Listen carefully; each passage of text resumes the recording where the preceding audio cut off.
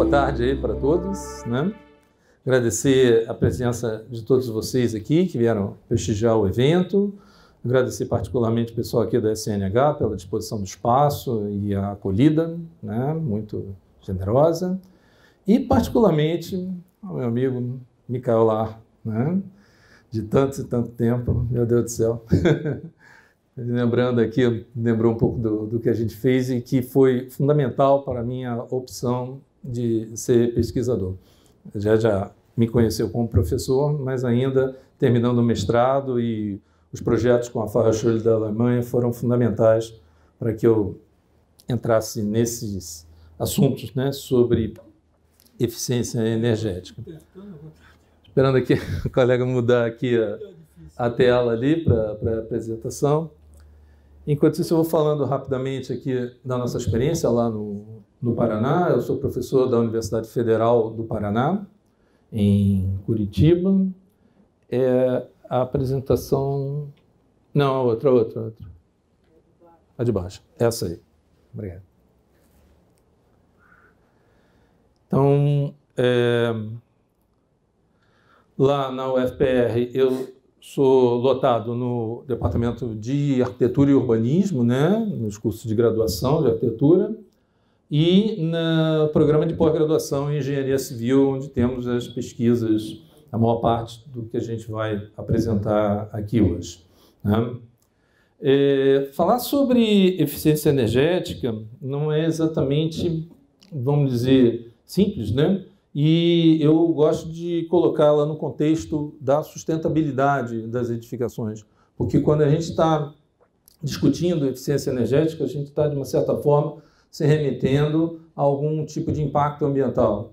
E quando a gente estuda a sustentabilidade das edificações, a gente vai efetivamente avaliar, né, esse tipo de impacto. Então, o método, né, de análise do ciclo de vida energética em edificações, que usado aí pela academia ao longo do mundo, né? Vários outros pesquisadores em outros países pegaram, né, essa vertente, né, da ACV, e eu fiz a adaptação para casos brasileiros, né? Bom, falar do meio ambiente, a gente tem que falar um pouco, mostrar um pouco, né, o meio ambiente, né? Então, isso daí, para quem não conhece, é uma parte, né, do skyline lá de Curitiba, né, particularmente da janela da minha casa. Mas é um lugar assim que eu gosto de parar exatamente para ver ali o pôr do sol, ali, né, me dá umas reflexões importantes. Sempre que eu olho para essa cena, né, eu fico pensando, né, nas coisas que estão acontecendo, né, nesse ambiente todo aí, mas além do dia a dia, né, das pessoas e do trânsito e tal, a gente pensa muito o que custou isso daí ser construído. Eu não estou falando só de custo financeiro, né, monetário, esse tipo de custo que eu estou me referindo, tá? Impactos ambientais bem complicados, né? Isso aí, só para dar uma ilustração, depois a gente vai mostrar outros problemas que o ambiente construído gera, né? Então, todo evento, né, que o ser humano se dispõe a alterar, né, a condição natural, ele implica em consequências desse tipo. Então, essa é uma discussão que vai remeter exatamente a conceito de sustentabilidade e, de quebra, vou falar também de desenvolvimento sustentável, que provavelmente talvez seja o que vocês já mais ouviram falar, não tanto de sustentabilidade. Porque a sustentabilidade, fisicamente falando, não é muito difícil de ser definida, né? Ela é uma característica ou condição de um processo, sistema que permite sustentabilidade certo nível para um determinado prazo. Uma definição de dicionário, né, do professor Antônio Ruais, e que eu gosto de colocar porque sempre se pensa na sustentabilidade já associada às condições ambientais, por conta não exatamente de problemas de sustentabilidade, mas do desenvolvimento sustentável, e essa é a definição mais clássica, né, de desenvolvimento sustentável, a definição que está no relatório Brundtland, né, o livro Nosso Futuro Comum, que foi o embasamento teórico, né, da Eco 92, lá no Rio de Janeiro.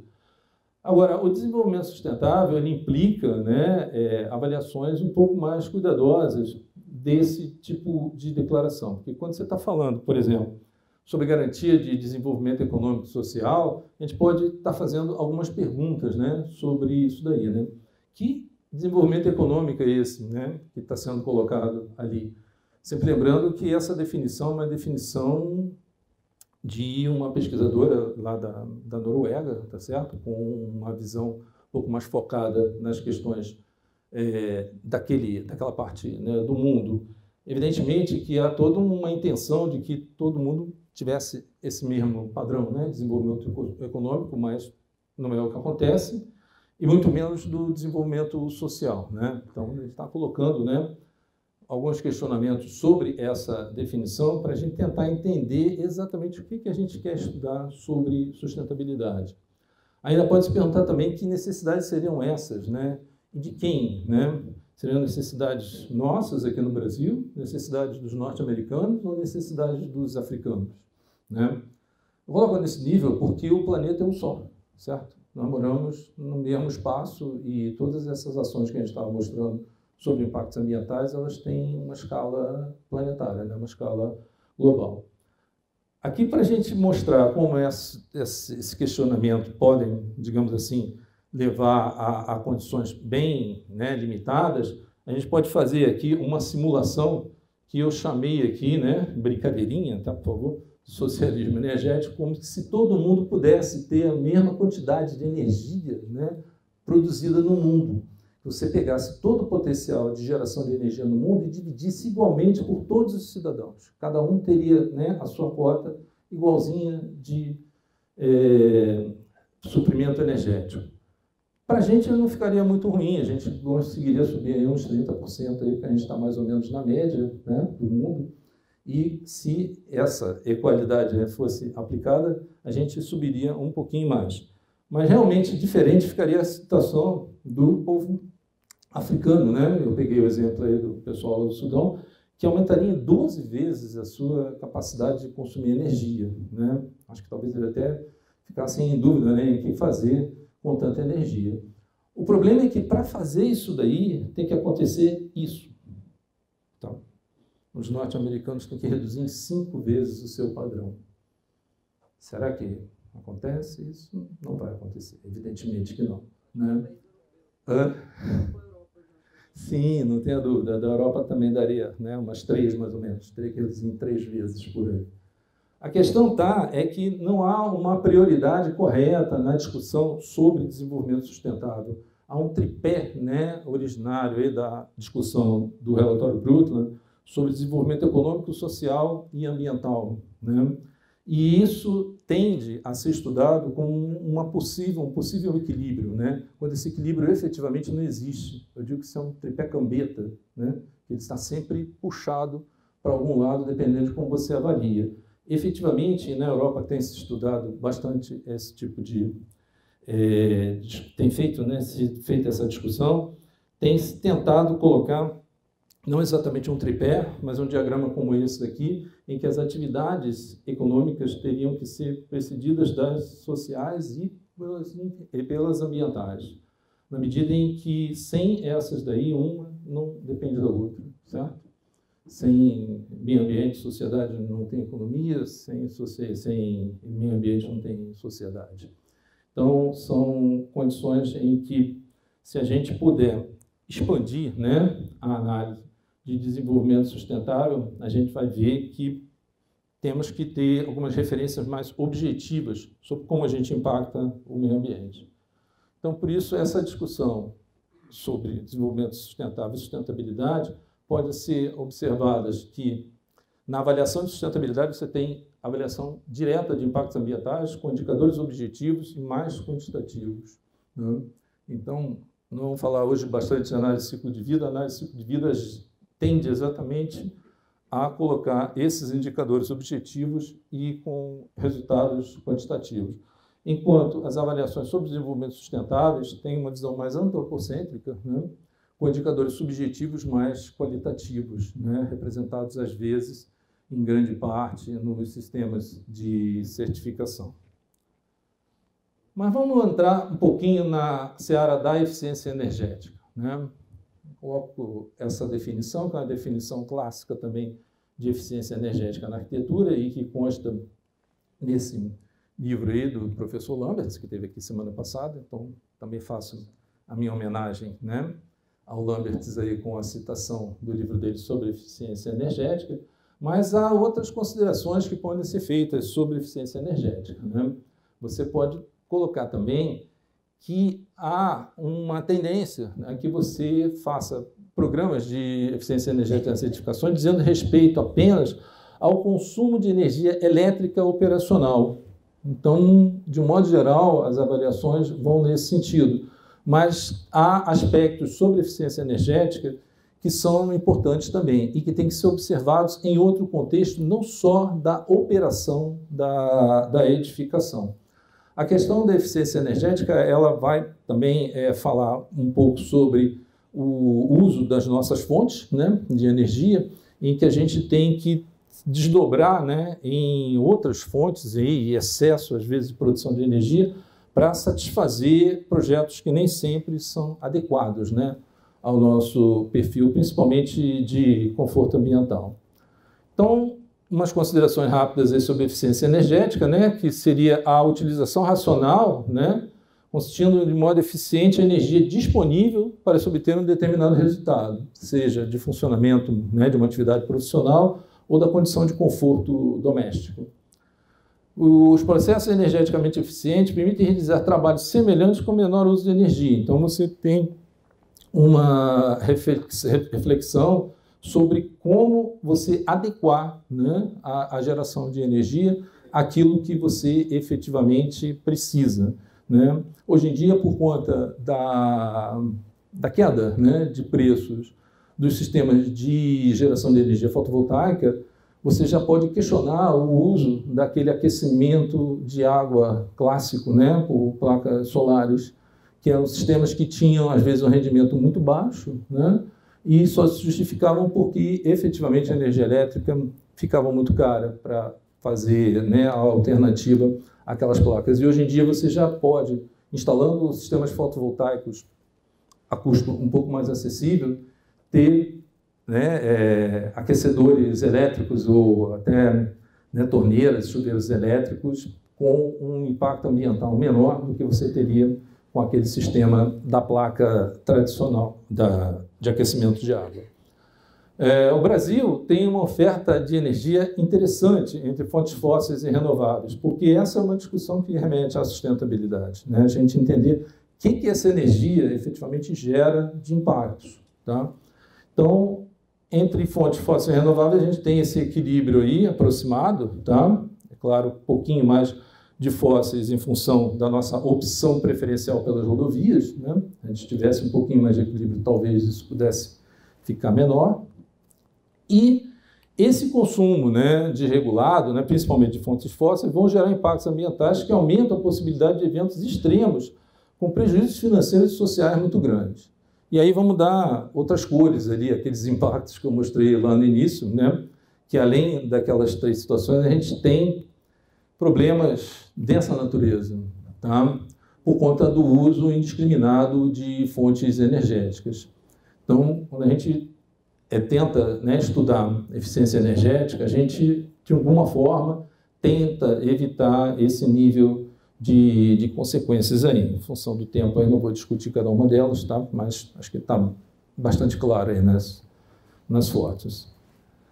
Essa simulação, né, isso não é exatamente uma foto, né, porque teve que fazer uma montagem, né, para colocar esse slide, a gente mostra que a gente tem uma concentração, né, de consumo de energia no hemisfério norte. Evidentemente, tem mais terra no hemisfério norte, você pode, né, avaliar por esse lado também. Mas o fato é que, se a gente for olhar as grandes concentrações ali de iluminação, elas vão dar exatamente em economias significativas, né? As economias que dominam, né, o cenário. E esse consumo, né, energético associado à iluminação, ele não está dissociado de outros impactos ambientais. A gente olhar esse mapa aqui do IPCC, né, a gente vai ver que a concentração de emissões, né, de gases de efeito estufa estão praticamente nas mesmas regiões, né? Tem uma superposição aí sobre que são levantamentos absolutamente distintos, né? No caso lá da foto, nem é levantamento nenhum, né? Mas uma constatação, tá? Com isso daí a gente vê que a associação entre energia e economia ela é muito forte, muito pertinente. E a gente vê isso aí também em algumas definições, né? Sobre energia, a gente pode dizer que é a capacidade de realizar trabalho, que também é uma definição de dicionário, mas também a capacidade de realizar mudanças. Ora, quem realiza trabalho e realiza mudanças, literalmente tem o poder, tá certo? Então, energia é poder. Quando a gente olha aqueles gráficos ali, e vai ver agora também uma comparaçãozinha rápida sobre o consumo de energia elétrica e PIB, né?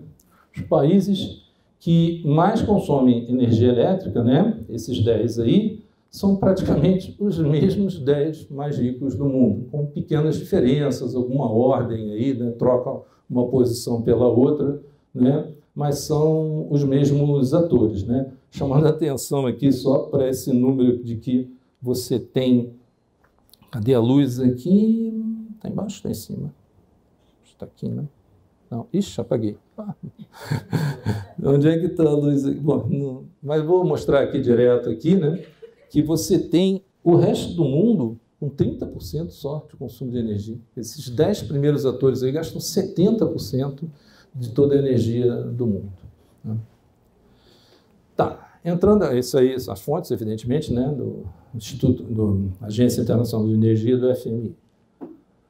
E esses dados vêm desses documentos aí, né? O documento da Associação Internacional de Energia, tá? Sobre os dados de consumo em todos os países do mundo. E no Brasil a gente tem particularmente aqui o Balanço Energético Nacional, que foi editado durante muito tempo aqui pelo pessoal do Ministério das Minas e Energia. Não sei se tem alguém aqui da plateia que tenha vindo de lá.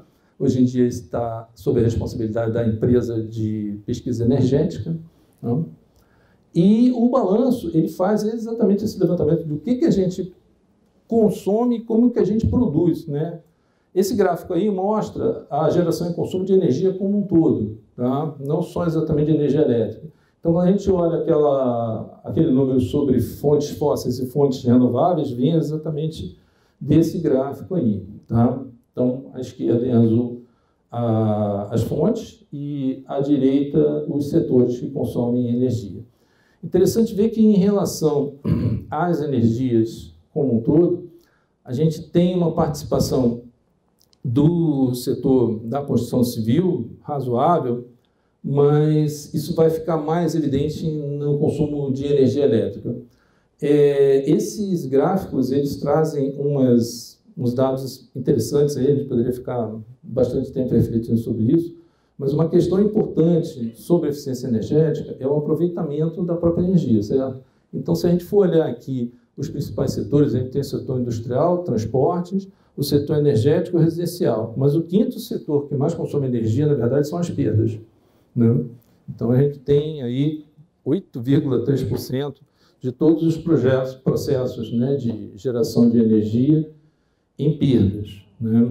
E isso também poderia estar falando sobre isso aí com um pouquinho mais de tempo, né? Tem várias razões sobre isso. Mas quando a gente olha o gráfico de geração de consumo de energia elétrica, isso fica muito pior, né? Porque você tem o principal setor ainda como industrial, já o residencial é o segundo maior consumidor, mas o terceiro maior consumidor são as perdas, né? E por que isso? Porque a gente tem um potencial hidrelétrico muito grande, que a gente explora em usinas hidrelétricas que são longe dos centros de consumo. E você precisa de muita linha de transmissão. Nessa linha de transmissão você tem muita perda, né? Então, por isso que esse número fica muito grande. Sem contar na distribuição local também, que os transformadores também têm perdas consideráveis, né? É interessante a gente olhar aqui para as fontes, a principal com a hidrelétrica, né, em cima, esse braço maior aqui, a segunda do gás natural, e a terceira de biomassa e a quarta de eólica. Isso já mudou, tá? Esse gráfico aqui é de 2018. Ano passado, esse gráfico, que o balanço de agora de 2019, com os dados do ano passado, já inverteram isso daqui. A eólica já é a terceira fonte mais presente aí da geração de energia elétrica no Brasil. E isso aponta para um dado interessante sobre eficiência energética, na medida em que a gente consegue fazer, por exemplo, centros de geração de energia eólica mais próximos dos centros de consumo do que os das grandes hidrelétricas, né? Então, a gente tende a diminuir um pouco aquelas perdas. Mas isso aí só vai ser bem revertido mesmo, a questão das perdas, quando a gente entrar firme na fotovoltaica. E não da fotovoltaica como usina, lá no meio do deserto, lá. É claro que a gente vai ter que ter um aproveitamento nesse sentido também, mas principalmente na edificação e a edificação residencial, para a gente evitar essa questão das transmissões. E aí, especificamente falando da construção civil de novo, né, outros níveis de impacto aí que a gente tem que considerar esses impactos não só na questão do uso da energia quando a casa está funcionando, né, o que a gente chama de energia operacional, mas tem uma leitura que é a do ciclo de vida da edificação. Então, esses impactos estão relativos à distribuição, né, no ciclo de vida total. Aí, só para complementar um pouco o consumo de dados de consumo de matéria-prima, né, e energia lá na União Europeia, esses dados aí são fresquinhos aí que eu peguei no congresso agora em fevereiro lá em Bruxelas, tá? E depois eu vou falar um pouco desse congresso aí, foi um congresso interessante sobre economia circular aplicada ao ambiente construído.